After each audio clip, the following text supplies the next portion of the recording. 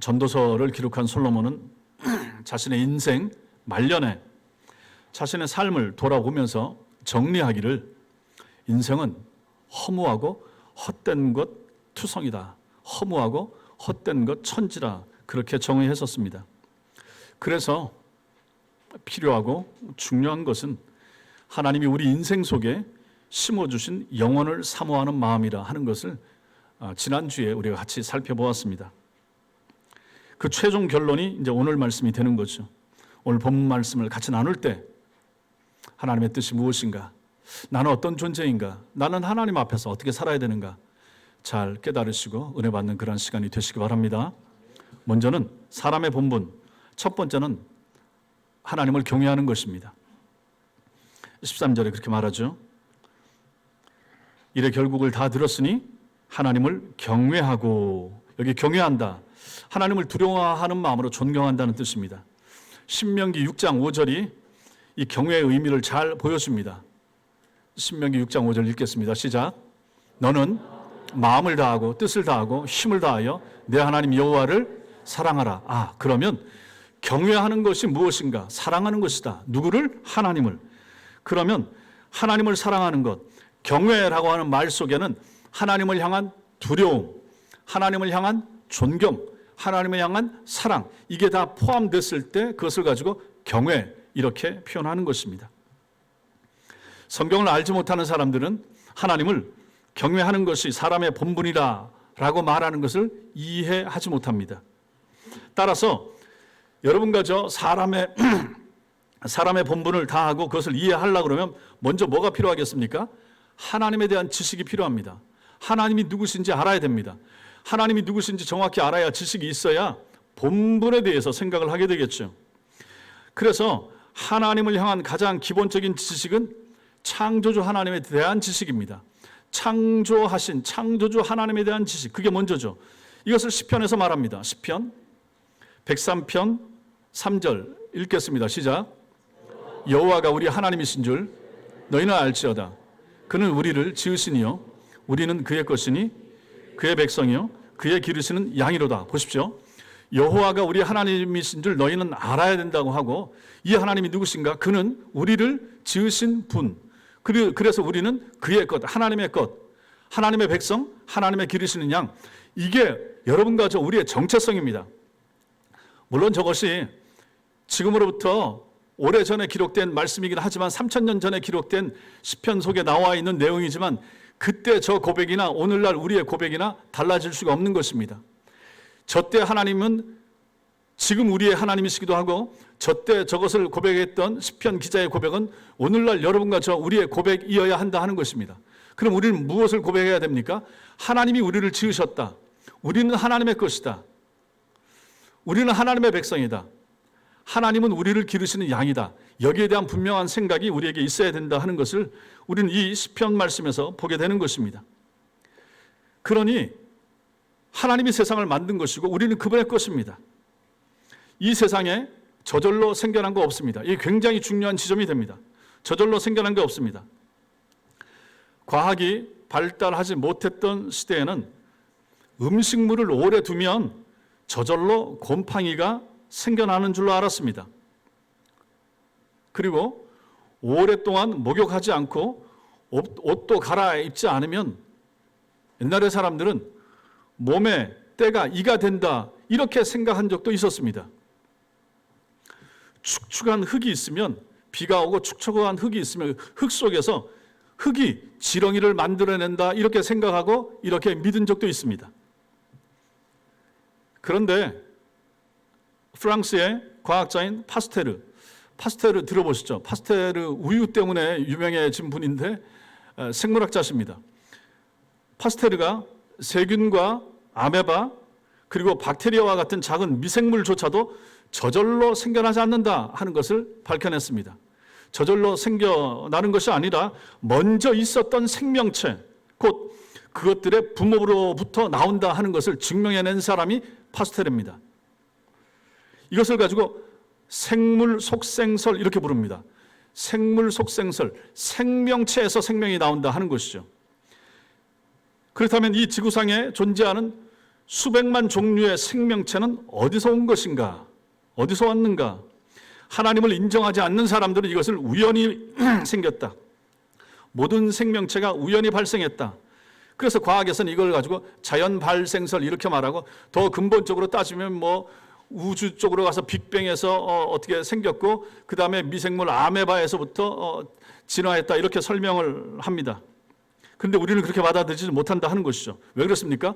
무생물에서 생명체가 나오는 법은 결코 없기 때문입니다. 지금도 마찬가지입니다. 지금도 생명 없는 곳에서 생명이 나올 수가 없습니다. 이렇게 과학 문명이 발달한 시대에도 그 뛰어난 과학자들이 많음에도 불구하고 무생명체, 생명 없는 곳에서 생명을 여전히 만들어내지 못하고 있습니다. 그래서 생명체가 우연히 생겨났고, 최초의 생명체인 아메바가 진화해서 수백만 종류의 동식물이 되었다라고 주장하는 진화론은 과학이 아니고 이론에 불과한 것입니다. 하나의 이론인 것이죠. 정설이 아니고 증명된 것은 아니라 하는 것입니다. 세상 만물은 전능하신 하나님께서 초과학적인 방법으로 창조하셨다라고 우리는 믿고, 이렇게 됐기 때문에 과학으로는 그것을, 창조론을 설명을 못한다. 우리는 이것을 받아들입니다. 생명이신 하나님이 생명을 만들어내신 거예요. 영원자존자로 영원히 홀로 스스로 존재하시던 하나님께서 어느 시점에 창조를 시작하시면서 생명체를 만들어내기 시작하셨고, 그리고 맨 마지막 순간에 동물을 만들고 마지막에 사람을 하나님이 만드신 거예요. 처음에 아담을 만드시고 그 후에 하와를 만드시고, 아담을 만드시는데 흙에서부터 만드셨는데 완전한 생명체로 하나님과 교통하고 교제할 수 있는 존재로서 장성한 어른으로서의 아담을 하나님이 만들어내셨던 것이죠. 그것을 성경은 말합니다. 이렇게 천지 만물의 기원에 대해서는 창세기만이 우리에게 답을 주는 것입니다. 그래서 창세기 1장 1절 읽겠습니다. 시작. 태초에 하나님이 천지를 창조하시니라. 창세기 1장은 하나님께서 엿새에 걸쳐서 해와 달과 별들과 지구상의 모든 동식물과 인간을 창조하신 내용의 기록입니다. 지금으로부터 3,500년 전에 기록된 성경에 현대 과학이 감탄할 내용이 나오는데, 그것은 하나님께서 처음부터 모든 동물을 각기 그 종류대로 창조하셨다라고 하는 내용입니다. 창세기 1장 25절 시작. 하나님이 땅의 짐승을 그 종류대로, 가축을 그 종류대로, 땅에 기는 모든 것을 그 종류대로 만드시니 하나님이 보시기에 좋았더라. 그 종류대로, 영어로 kind라고 나오는데 종대로, 그 종대로 하나님이 만드신 거예요. 진화돼서 이 종에서 다른 종으로 다른 걸로 뭐 나타나고 이럴 수가 없다 하는 것입니다. 하나님이 아예 처음부터 이렇게 만드신 거죠. 늑대는 처음부터 늑대로 만드신 거예요. 말은 처음부터 말로 태어난 것이 다른 뭔가가 이렇게 진화된 것이 아니라 하는 것입니다. 사람도 마찬가지입니다. 원숭이나 침팬지가 진화하여 사람 된 것이 아니라 하나님께서 처음부터 침팬지는 침팬지로, 사람은 사람으로 만드셨다 하는 것입니다. 동물을 다 만들고 맨 마지막에 사람을 만드신 거예요. 창세기 1장 26절과 27절이 이것을 우리에게 보여줍니다. 시작. 하나님이 이르시되 우리의 형상을 따라 우리의 모양대로 우리가 사람을 만들고 그들로 바다의 물고기와 하늘의 새와 가축과 온 땅과 땅에 기는 모든 것을 다스리게 하자 하시고, 하나님이 자기 형상 곧 하나님의 형상대로 사람을 창조하시되 남자와 여자를 창조하시고, 이게 창조론을 믿는 기독교 신앙의 핵심입니다. 우리는 이걸 믿습니다. 여기서부터 세상이 시작됐다고 믿고 있는 사람들이죠. 이 사람들이 세상에서 많지가 않습니다. 우리나라 같으면 지금 뭐 한 10분의 1 정도 이것을 믿을까? 나머지는 다 안 믿습니다. 나머지는 학교에서 배운 걸 믿는 거죠. 지구상에 수많은 동물이 있지만 오직 사람만이 하나님의 형상대로 지으심을 받아서 하나님과 소통하고 하나님과 교제할 수 있는 존재가 되었습니다. 저번 시간에도 말씀을 드렸죠. 사람을 지으셨는데 사람에게만 영혼을 부여하셨다고 그랬습니다. 모든 동물들은 영혼이 없다고 그랬습니다. 그래서 동물은 죽으면 끝입니다. 훈련이 잘 돼서 육신의 기능 때문에 주인도 알아보고 이것저것 뭐 시키면 뭐든 물어오고 숫자도 찾고 다 하지만, 그것이 동물이 뭐 혼이라든지 무슨 영혼의 기능이 있어서 한 것이 아니라 동물 본성 때문에 그것을 개발시키면 그 정도까지 된다라는 것입니다. 영혼이 없습니다. 동물은 죽으면 끝입니다. 사람은 다릅니다. 사람은 영혼이 있다. 죽으면 끝이 아닙니다. 실제로 죽은 이후가 더 길고 더 오래고 더 핵심이 됩니다. 지금 잠시 눈에 보이는 100년 기간 동안에 여러분과 저의 이 육신의 몸을 가지고 그릇으로 이 속에 영혼을 담고 있는 거죠. 죽는다라고 하는 것은 이 육신의 몸을 벗는 것입니다. 벗어서 이것은 땅으로 돌아가고 이 영혼이 이제 하나님 앞에 가서 심판을 받게 되는 것이죠. 동물들은 한갓 이성 없는 짐승에 불과할 뿐입니다. 사람만이 하나님 앞에 존귀한 영혼이 있는 하나님과 교제를 목적으로 하고 지음받은 존재가 사람입니다. 그럼 하나님께서 사람을 이렇게 존귀한 존재로 창조하신 이유가 무엇입니까? 다윗이 말합니다. 시편 19편 1절부터 4절까지 시작. 하늘이 하나님의 영광을 선포하고 궁창이 그의 손으로 하신 일을 나타내는도다. 날은 날에게 말하고 밤은 밤에게 지식을 전하니 언어도 없고 말씀도 없으며 들리는 소리도 없으나 그의 소리가 온 땅에 통하고 그의 말씀이 세상 끝까지 이르도다. 하나님께서 이렇게 하셨다. 하나님이 뭘 했습니까? 하나님이 만드신 세상이 하나님의 영광을 선포합니다. 하늘이 하나님의 영광을 선포하고 하늘과 땅이 하나님의 손으로 하신 일을 나타낸다, 전한다. 즉 세상 만물도 그 지음받은 목적이 무엇인가? 하나님의 영광을 드러내고자 지음받았다. 이렇게 말하는 거죠. 광대한 우주와 그 안에 있는 무수한 천체들은 여러분과 저 우리 귀에 들리지 않지만 큰 소리로 하나님의 영광을 선포하고 있는 중이라고 말합니다. 그리고 그것을 다른 별에게, 다른 존재에게, 다른 은하계에게 소개하고 전하는 거죠. 무엇을요? 다윗의 표현에 의하면 하나님의 영광을 그렇게 선포하고 그렇게 전달하고 있다 하는 것입니다. 이것이 우주와 자연 만물의 존재 목적이 되는 것입니다. 자, 그렇다면 만물 중에서 가장 마지막에 가장 핵심적으로 지음받은 사람의 존재 목적은 뭐겠습니까? 앞에 있는 우주와 땅과 흙과 모든 새나 이런 것들도 하나님의 영광과 하나님의 영광 선포가 그 목적이라 그러면 사람의 지음받은 목적은 더더욱 그렇지 않겠습니까? 여러분과 저의 지음받은 목적도 하나님도 역시 그것 때문이라 하는 것이죠. 하나님의 영광을 알고 하나님의 영광을 인식하고 하나님의 영광을 선포하고 하나님의 영광을 다른 사람에게 전해주고 다른 사람에게 복음을 전하여 교회에 들어와서 신자가 되어서 하나님의 영광을 알게 하고 그 알게 된 하나님의 영광을 다른 사람에게도 전해주라고 하나님이 여러분과 저를 지으셨다는 것입니다. 고린도전서 10장 31절 우리 교회 영국 표어입니다. 읽겠습니다. 시작. 그런즉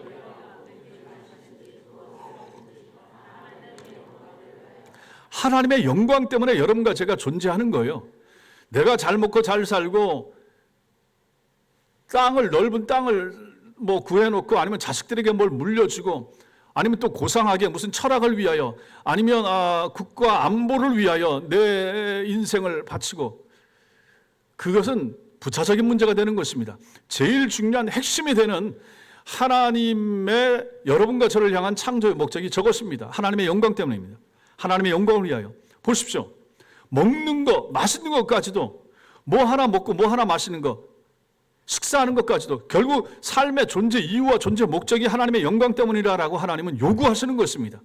참 신자라 그러면 우리의 인생의 목적과 방향이 저기에 맞춰져 있어야 되는 것입니다. 날 잘되게 하기 위해서 내 인생에 뭘 위하여 그렇게 사는 것이 아니라 하는 것입니다. 이것이 사람의 궁극적인 목표이며 이것을 위하여 사는 사람은 하나님을 경외하면서 살 수밖에 없게 되는 것입니다. 따라서 사람의 첫 번째 본분이 무엇입니까? 하나님을 경외하는 것입니다. 하나님을 경외하는 것은 하나님을 두려워하고 하나님을 존경하고 하나님을 지극히 사랑하는 것입니다. 여러분과 제가 하나님을 경외하는 하나님의 사람들로 살 수 있게 되길 바랍니다.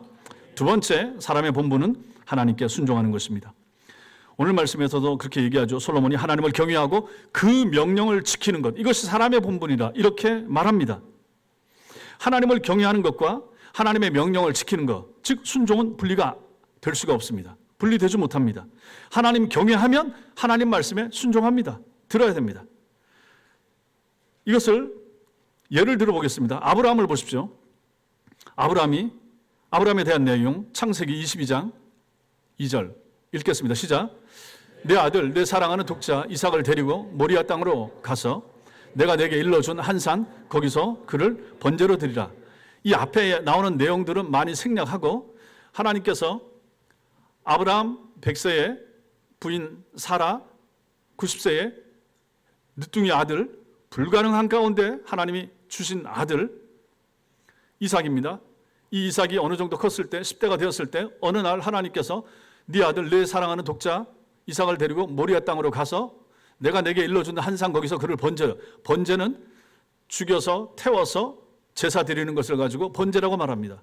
아니 그렇게 늦게 그렇게 귀중하게 주신 아들을 75세에 그 땅을 떠나라고 하고 내가 네 자손으로 하늘의 별처럼 바닷가의 모래처럼 많게 해주겠다고 약속하신 하나님께서 겨우 25년이 지난 다음에 아들 하나 줬는데 그 아들 하나가 열 몇 살 돼서 좀 컸는데 그 아들을 바치라, 번제로 바치라, 이 얘기를 그 아버지 아브라함에게 하나님이 하셨다 하는 것입니다.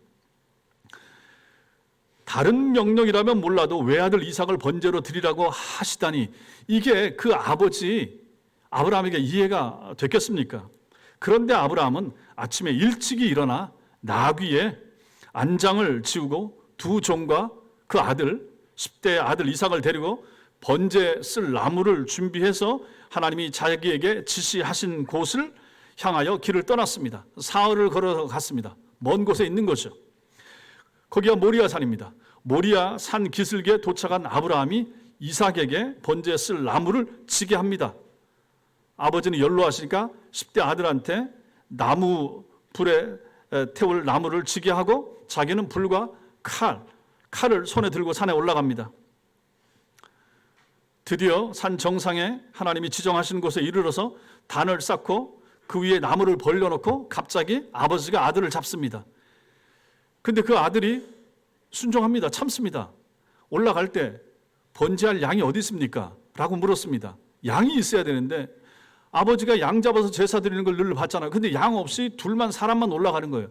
그때 그 아버지가 뭐라고 대답합니까? 번제 쓸 양은 하나님이 친히 준비하신다. 이 여호와 이레가 되는 거죠. 아이가 그 뜻이 뭔지 몰랐습니다. 그럼에도 불구하고 아버지 말씀하시니 침묵하고 올라갔습니다. 올라가서 봤더니 아버지가 자기를 잡습니다. 그때 아들이 뭘 어떻게 생각했는지 정확히 알 수가 없습니다. 아하, 내가 번제물이구나. 그런 생각을 했을 수가 있고, 그러니 10대 아들이 100세가 넘은 110 몇 세가 될 아버지 아브라함이 붙잡고 몸에 포로 한다고 해서 가만히 있을 수 있겠습니까? 그런데 아이가 순종하고 가만히 있었다 하는 얘기입니다. 아하, 내가 죽어야 되는구나. 그 생각을 했을 수가 있겠죠. 아버지도 마찬가지고 아들도 마찬가지고 참 탁월하고 훌륭한 분들입니다. 자, 아버지가 칼 들고 이제 아이를 찔러서 죽여서 잘라서 번제물로 태워야 되니까 칼을 들고 하니까 이제 하늘에서 소리가 들리는 것이죠. 하나님의 사자가 아브라함아 아브라함아 멈추라 하는 거죠. 그리고 나서 나오는 내용, 그것이 이제 창세기 22장 12절입니다. 읽겠습니다. 시작. 그 아이에게 내 손을 대지 말라. 그에게 아무 일도 하지 말라. 내가 내 아들 내 독자까지 내게 아끼지 아니하였으니 내가 이제야 내가 하나님을 경외하는 줄을 아노라. 이거 뭡니까? 테스트였던 것입니다. 아브라함을 향한 하나밖에 없는 외아들 얼마나 귀합니까? 그럼에도 불구하고 아들이 귀중하냐? 내 명령이 귀중하냐? 내가 너를 한번 테스트해 보겠다. 여기 테스트에 아브라함은 합격을 받은 것입니다. 하나님을 경외하는 사람으로 완전히 인정을 받은 것입니다. 하나님의 명령에 순종한 거예요. 순종하는 걸 보니까 아브라함 어떻습니까? 아하, 이 사람은 하나님 경외하는구나. 하나님을 믿는구나. 하나님 사랑하는구나. 하나님을 존경하는구나. 이것이 있으면 순종이 되거든요. 그것을 보여준 것입니다. 예를 하나 더 들겠습니다. 다니엘과 그 세 친구들도 마찬가지입니다. 이 사람들은 주전 605년 바벨론이 쳐들어왔을 때, 남왕국 유다에 쳐들어왔을 때 포로로 잡혀갔습니다. 바벨론이 쳐들어왔는데 한 번, 두 번, 세 번 쳐들어왔고 세 번째 쳐들어와서 586년에 완전히 망하게 됩니다. 첫 번째 쳐들어왔을 때가 605년입니다. 그때 쳐들어와서 바벨론이 그 나라에서 똑똑하고 젊고 괜찮은 젊은이들을 데려갔습니다. 그 중에 다니엘과 세 친구들이 있었고 이때 아마 에스겔도 있었을 것입니다. 이때 다니엘과 세 친구들이 포로로 잡혀갔습니다. 바벨론의 왕 느부갓네살은 이때 사로잡아온 유다인들 가운데 외모가 뛰어나고 재주가 있고 총명한 소년들을 뽑았습니다. 10대 소년들을 뽑아가지고 왕이 직접 관장하는 학교로 보내는 거죠. 지금 같으면 왕립학교, 여기에 보내가지고 3년간 교육을 받게 합니다. 이들을 잘 키우면 어떻게 됩니까? 왕의 충성스러운 신하가 되는 것이죠. 영국에도 아마 뭐 이튼 스쿨 뭐 이런 거 있잖아요. 거기 출신들이 다 뭐 총리도 하고 뭐도 하고 하는 것처럼 제일 가문도 좋고 뛰어난 사람들만 모아다가 가르치는 학교처럼 여기도 지금 이 느부갓네살 왕이 이것을 하는데 여기에 뽑힌 사람들이 다니엘과 세 친구들이었다 하는 것입니다. 그런데 왕은 이들에게 이제 음식을 내립니다. 아무거나 먹지 말고 내가 내리는 음식을 먹으라라고 하면서 왕이 내리는 음식과 왕이 내리는 포도주를 먹게 했습니다. 그런데 다니엘과 세 친구가 이것을 거부합니다. 왜 그렇습니까? 왕이 내리는 것은 그 나라의 신 앞에 바쳐졌던 음식이기 때문에 그런 것이죠. 바벨론의 우상인 마르둑이라고 하는 신 앞에 바쳐졌던 재물을 내려와서 이제 음식을 다 나눠 먹게 하는데 다니엘과 친구들은 그렇게 하지 못하겠다 하는 것입니다. 이 친구들은 이스라엘에 있을 때부터, 예루살렘에 있을 때부터 하나님 앞에서 우상 숭배에 대하여 정확히 배웠기 때문입니다. 우상 앞에 드려진 음식을 먹는 것은 우상 숭배하는 행위와 똑같다라고 하는 것을 배웠던 것입니다. 십계명을 이들도 알고 있었던 것이죠. 그러니 이들이 그것을 거부하는 것입니다. 못 먹겠습니다. 이것은 우리가 거부하겠습니다. 대신 물과 채식을 주십시오. 이거 가지고 우리가 먹어서 우리가 저 왕의 진미를 먹는 친구들과 비교를 해 주십시오. 그러면 우리의 마음이 드러날 것입니다. 하고 부탁을 하고 정말 그렇게 된 거죠. 세상 사람들이 봤을 때 이 4명의 친구들이 하는 행동이 얼마나 어리석어 보이겠습니까? 그런데 하나님은 이 다니엘과 세 친구들을 너무 귀하게 보신 것이죠. 그래서 이 친구들이 채식하고 물만 먹는데도 불구하고 왕의 진미를 먹고 고기를 먹는 그러한 나머지 소년들보다 훨씬 얼굴이 윤택하게 아름답게 만들어 주신 것입니다. 그뿐만 아니라 이들이 공부도 잘할 수 있도록 지혜를 주셔서 학문과 재주가 뛰어나도록 은혜를 베푸셨다라고 다니엘서에서 기록하고 있습니다. 그리고 나중에 왕이 직접 면접을 해보니까 다른 애들보다 훨씬 뛰어난 거예요. 그러니 무슨 말을 하겠습니까? 왕의 음식을 안 먹고도 이렇게 뛰어나니까 좋다. 앞으로도 계속 그렇게 하도록 허락을 해주지 않았겠습니까? 이것이 바로 하나님을 경외함으로 그 말씀에 죽기까지 순종하려 했던 사람들을 향한 하나님의 도우심과 하나님의 역사와 하나님의 축복이었던 것입니다. 그래서 주님이 말씀하십니다. 요한복음 14장 21절에서 시작. 나의 계명을 지키는 자라야 나를 사랑하는 자니 나를 사랑하는 자는 내 아버지께 사랑을 받을 것이요 나도 그를 사랑하여 그에게 나를 나타내리라. 보십시오, 성도 여러분. 나의 계명을 지키는 자라야 나를 사랑하는 자라고, 나를 사랑하는 자는 내 아버지께 사랑받을 것이라고. 그래서 나도 그를 사랑하여, 그가 누굽니까? 주님의 말씀, 하나님의 계명을 지키는 그를 사랑하여 그에게 나를 나타내리라. 그 사람에게 나를 보여주리라. 그와 교제하리라. 그와 가까이 하리라. 그에게 필요한 것을 챙겨주리라. 이런 말씀이 되는 거예요. 그러니 하나님 말씀에 계명에 대한 순종이 얼마나 중요합니까? 성도 여러분, 생각을 해보십시오. 십계명은 이게 얼마나 오래된 것입니까? 근데 이것을 가지고 우리가 지금도 예배 시간마다 읽고 교독을 합니다. 이대로 살겠습니다. 살기를 원합니다. 살 힘을 주옵소서. 이것이 성도 삶의 행동의 행실의 기준이 되는 것을 인정합니다. 이렇게 고백하지 않습니까? 이런 사람을 향한 하나님의 사랑과 은총이 여기도 나타난다 하는 것입니다. 그래서 우리가 하나님 말씀 따라 살자, 말씀에 순종하자, 이렇게 말하는 거예요. 예수님을 사랑하는 구체적인 증거로서의 계명 준수에 대한 예수님의 가르침이 바로 저 말씀이 되는 것입니다. 주님께서 이 말씀에서, 그리고 성경 전체가 가르치는 참 사랑에 대한 가장 중요한 기준점이 있습니다. 하나님 사랑하는 거, 하나님 경외하는 거. 그 가장 기준점이 무엇인가? 순종이라 하는 것이죠. 순종하는 것입니다. 이 말씀 앞에 21절에 보면 나의 계명을 지키는 자라야 나를 사랑하는 자니, 이렇게 말씀하시죠. 24절에는 반대로 말합니다. 나를 사랑하지 아니하는 자는 내 말을 지키지 아니하나니. 그렇죠. 예수님 사랑하지 않는데 예수님 말씀 지킬 이유가 없죠. 그리고 23절도 사람이 나를 사랑하면 내 말을 지키리니. 그러니까 여러분과 제가 하나님 사랑하고 예수님 사랑한다. 그럼 제일 먼저 증명이 돼야 될 부분이 어디입니까? 말씀에 순종하느냐? 그 말씀을 따르느냐? 이것이 되는 것입니다. 여기서 보는 것이 무엇입니까? 사랑과 순종은 함께 가더라 하는 것입니다. 사랑과 순종은 같이 가는 것입니다.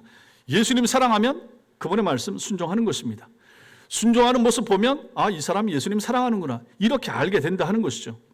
주께서 말씀하시는 사랑은 그냥 단순히 마음에서 일어나는 어떤 감정을 말하는 것이 아니라 행동으로 증명되는 순종을 말합니다. 하나님의 말씀을 듣고 참으로 은혜 받은 증거가 무엇입니까? 예배 시간에 그냥 아멘하고 아니면 눈물 조금 흘리고 그러한 것으로 나타나는 것이 아니더라 하는 것입니다. 정말로 하나님의 말씀을 듣고 은혜 받은 사람은 어떻게 됩니까? 집으로 돌아가서 일상의 삶 가운데서 듣고 배우고 확실한 말씀에 순종하는 것으로 나타나는 것입니다. 이게 중요한 것이죠. 여러분과 제가 어떤 성도가 돼야 되겠습니까? 순종하는 성도가 돼야 됩니다. 어디에요? 말씀에, 성경 말씀에 순종하는 성도. 그렇다면 여러분도 하나님 말씀을 들으시고 배우시고 들으시고 여기서도 아멘 하시고 돌아가셔서 가정에서 직장에서 그 말씀을 붙잡고 그 말씀 따라 살라고 애쓰는 순종하는 성도가 되셔야 됩니다. 그분이 바로 신자고 성도고 하나님이 기뻐하시고 하나님이 사랑하실 성도가 되는 것입니다. 하나님 말씀에 순종하고 말씀 따라 살라고 애쓰는 성도의 본분을 다하는 하나님의 사람들 되시기 바랍니다.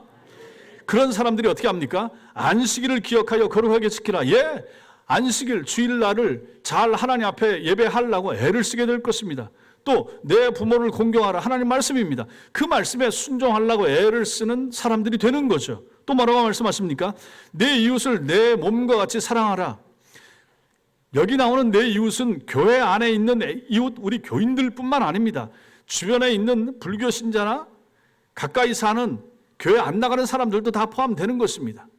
그러니 우리가 이 말씀을 실천한다 그러면 사람들이 우리를 무엇으로 인식하고 보게 되겠습니까? 예수 믿는 사람들은 다르다라고 그렇게 생각이 들지 않겠습니까? 삶으로서 예수님을 증거한다는 것이 바로 그런 것이 되는 것이죠. 이렇게 하나님의 말씀에 순종함으로 사람의 본분을 다하는 여러분과 제가 되시기 바랍니다. 마지막으로 우리는 오늘 말씀에서 모든 사람을 심판하시는 하나님을 보게 됩니다. 오늘 14절 말씀에 보십시오. 솔로몬이 뭐라고 말합니까? 하나님은 모든 행위와 모든 은밀한 일을 선악간에 심판하시리라 이렇게 말씀합니다. 이렇게 말하면서 이제 이 전도서 말씀을 마무리하는 거죠. 우리가 하나님을 경외하고 그분의 말씀에 순종해야 될 중요한 근거를 여기서 전하고 있습니다. 무엇입니까? 모든 행위를 심판하신다 하는 것입니다. 심판하신다. 이 표현은 하나님께서 여러분과 저 우리의 행위에 관한 모든 것을 하나도 놓치지 않고 전부 다 알고 계시고 보고 계시다 하는 것을 전제로 하는 것입니다.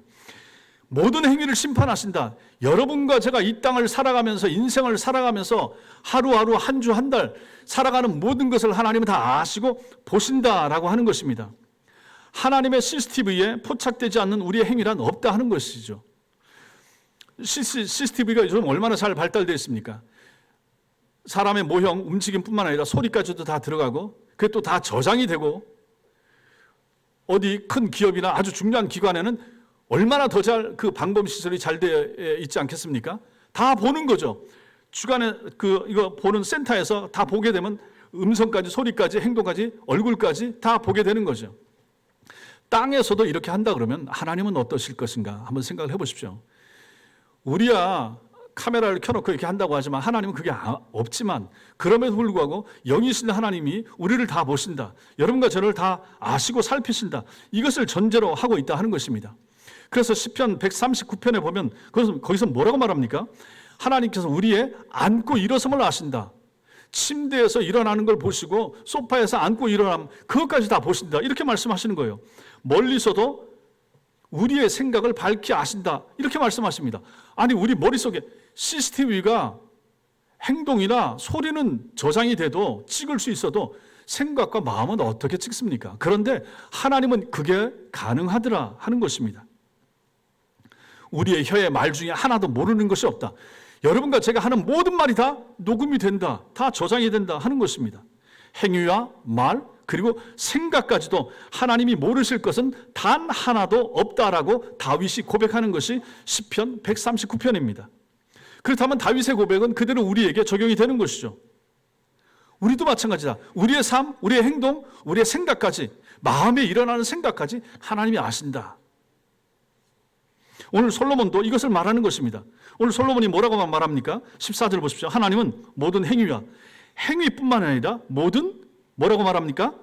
은밀한 일을 선악간에 심판하신다. 은밀한 일, 숨겨진 일, 그런 뜻입니다. 숨겨진 것까지 하나님은 다 아신다. 예를 또 들어보겠습니다.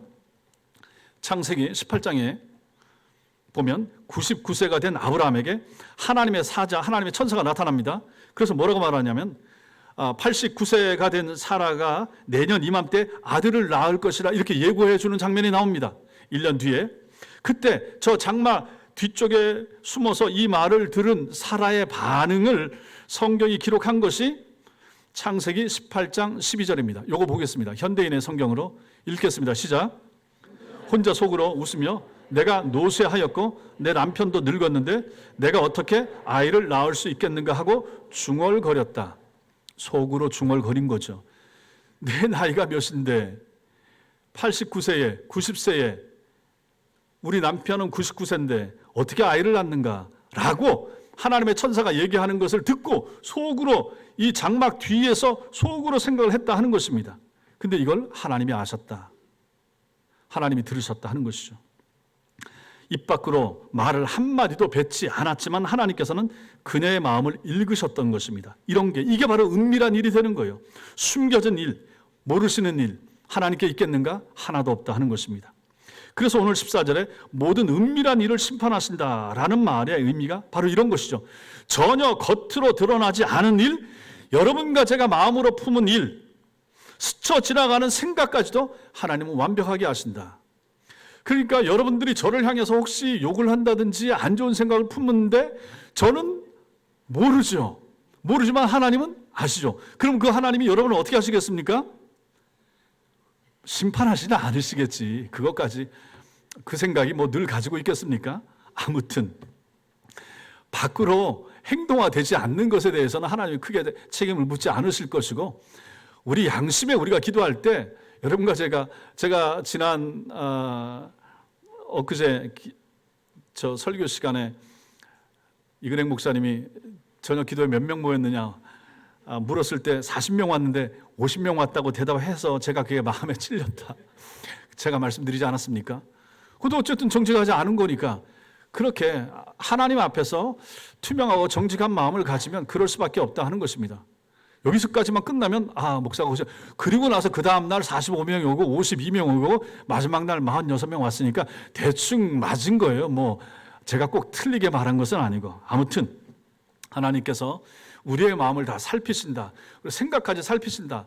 여러분들이 누구를 뭐 질투한다든지 교회 안에서 일어나는 생각까지 아신다. 여러분 한번 생각을 해보십시오. 남편과 아내에 대하여 생각도 마찬가지인 것이고 여러분들이 직장에서도 마찬가지인 것이고 우리 마음에 들어오는 생각 뭐 우리가 휴대폰 보면서 생각하는 거 뭐 뭘 보는지 뭘 행동하는지 어디 가는지 누가 알겠습니까? 세상 CCTV가 그거 다 찍어냅니까? 모르죠. 그러다가 덜컥 들켜가지고 무슨 뭐 음성 녹취 파일이 나와가지고 정치인도 난감하고 연예인도 참 곤란하고 이렇게 되지만 그것은 빙산의 일각이 드러났을 뿐이죠. 그래서 쫓아다니면서 파파라치가 찍어서 이제 났을 때 이게 문제가 되는 것이지 드러나지 않는 거, 못 찍는 거, 안 보이는 거 얼마나 많겠습니까? 그런데 하나님은 다 보신다는 거죠. 하나님은 다 보신다, 아신다.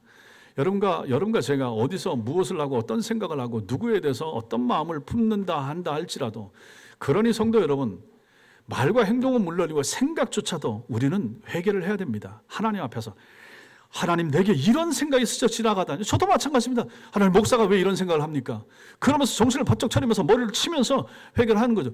이런 생각마저도 떠오르지 않을 만한 그러한 정결한 심령을 주옵소서라고 여러분과 저는 기도하면서 살 필요가 있다. 왜 그렇습니까? 바로 이 말씀 때문에 그런 거죠. 모든 은밀한 일을 선악간에 심판하신다라고 하는 이 말씀 때문에 그런 것입니다. 선과 악 간에 하나님이 심판하신다. 세상에서 악한 사람들 저렇게 떵떵거리고 사는 거 왜 하나님이 가만히 내버려 두십니까? 라고 말할 필요 없습니다. 우리는 모릅니다. 그런데 하나님이 언젠가는 심판하신다 하는 것이죠. 땅에선 잘 살고 간다고 한다 할지라도 영원한 지옥불에서 그를 향한 하나님의 심판이 얼마나 무서울 것인가 우리는 모르기 때문에 다 말을 못하는 거죠.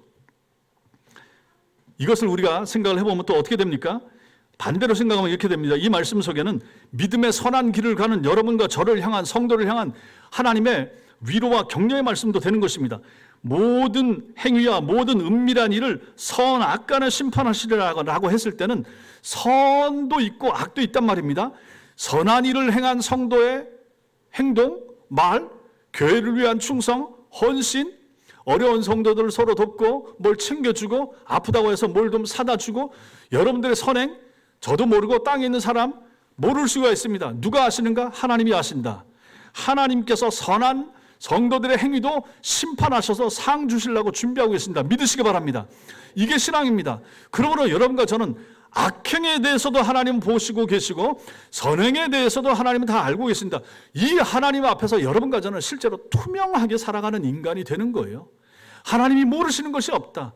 내 말까지 생각까지 하나님이 다 아신다. 그러니 우리가 얼마나 하나님 앞에서 바르게 살기 위해서 애를 쓰고 힘써야 되겠습니까? 이것이 바로 성도의 생애고 성도의 삶이라 하는 것입니다. 그러므로 성도 여러분, 혹시라도 여러분 속에 악한 마음이나 악한 생각, 혹시 악한 습관이 있다 그러면 끊어내십시오. 잘라내십시오. 다른 사람은 모르는 나만이 알고 있는 그러한 것이 있을 수도 있습니다. 잘라내십시오. 성도는 그런 사람들입니다. 교회는 그것을 가르치는 곳입니다. 성경은 그것을 말하는 것입니다. 아무도 모르고 남한테 해를 끼치지도 않을 수도 있죠. 그럼에도 불구하고 하나님 앞에서 말씀에 어긋나고 주님이 원치 않는 것이면 멈추십시오. 그만하십시오. 그만 가십시오. 남편이든 아내든 자식들도 마찬가지고 누구라도 마찬가지입니다. 하나님 앞에서 생각하셔야 됩니다. 사람들의 눈에 드러나지 않고 여러분 자신만 아는 것이라 해도 마찬가지입니다. 하나님이 다 지켜보시고 알고 계시다 하는 것입니다. 반대로 주님과 교회를 위한 거룩한 일, 선한 일, 의로운 행동, 아름다운 계획이 있다 그러면, 그 마음에 있다 그러면 붙잡고 가십시오. 흔들리지 마십시오. 주님 앞에서 잘 달려가십시오. 그 길이 옳은 길입니다. 바른 길입니다. 하나님이 함께 하십니다. 아십니다. 다른 사람 내 편에 얻는 것 같고 없는 것 같고 누가 나를 위로하거나 격려하거나 도와주지 않는 것 같아도 괜찮습니다. 가십시오. 주님이 보십니다. 아십니다. 하나님 믿고 가십시오. 그것이 바로 신앙입니다. 그렇게 사는 사람들이 신자들입니다. 믿으시기 바랍니다. 사랑하는 성도 여러분, 우리는 2주에 걸쳐서 사람의 본분에 대하여 살펴보았습니다. 사람이라면 마땅히 해야 할 일이 있다라고 했습니다. 그것은 하나님을 경외하고 하나님의 명령을 지키는 것입니다. 이것이 사람의 본분이라고 했습니다. 사람으로서의 마땅한 의무가 하나님을 잘 섬기고 그분의 말씀대로 살라고 힘쓰는 것입니다. 바쁘고 복잡한 세상, 힘들고 버거운 우리의 인생살이 현장이지만 그 속에서 하나님을 기억하며 사시기를 바랍니다. 하나님을 예배할 자리, 경배할 시간을 잘 지키면서 사시길 바랍니다. 그것이 우리의 마땅한 의무다라고 하는 것을 잊지 마시기 바랍니다. 우리의 매일을 살펴보시고 우리의 한 달과 우리의 평생을 감찰하시는 하나님, 우리 행동은 물론이고 입술의 말과 심지어 마음의 생각까지도 읽으시는 하나님을 알고 그분을 높이고 그분께만 순종하는 복된 생애를 사시기를 주님의 이름으로 축원합니다. 기도하겠습니다.